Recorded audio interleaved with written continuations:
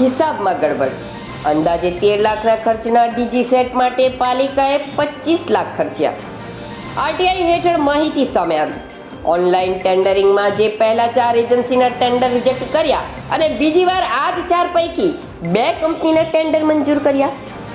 એક કામ 3 વાર બોરમાં લઈ પ્રથમ 11 લાખનો અંદાજ, જે બીજી વાર વધીને 14 લાખ અને આખરે 25 લાખ પર પહોંચ્યો. ડીજી સેટના ખર્ચમાં બજાર કિંમત અને ચૂકવણી કિંમતમાં અંદાજે 10 લાખની ઉલટફેર. હવે રાજપીપળા ચોકડીનો વારો. વાલિયા ચોકડી બાદ રાજપીપળા ચોકડી પર ચક્કાજામ સર્જાયો.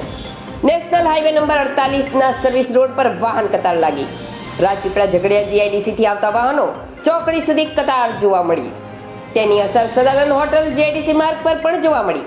રાજપીપળા અંકલેશ્વર સ્ટેટ હાઈવેની કામગીરીને લઈ ઊભી થઈ રહેલી અસર.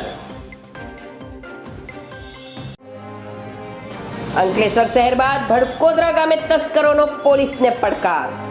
અંકલેશ્વર શહેરમાં દીવા રોડ, અંદાળા શિવાંજલિ સોસાયટી અને હવે ભડકોદરા સાગર રેસિડેન્સીમાં બાઇક ચોર પ્રવેશ્યા. ઘટના અંગે સીસીટીવીમાં કેદ. સીસીટીવી વાયરલ થતા ઘટના સામે આવી.